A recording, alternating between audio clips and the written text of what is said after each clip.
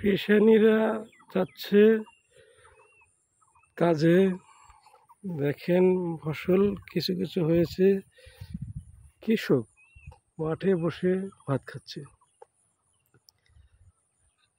আমাদের গ্রাম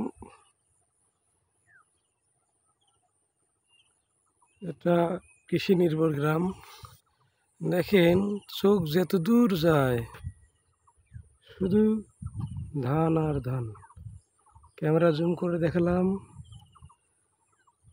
এবারে এপাশে দেখেন ধান ও সামান্য কিছু ভুট্টা। এপাশে দেখেন ধান আর ধান। আমি এখন পাতারের মাঝখানে আছি। কৃষানীরা কাজে যাচ্ছে। এই পাশে দেখেন একটি পানের বড় দেখা যাচ্ছে অনেক দূরে।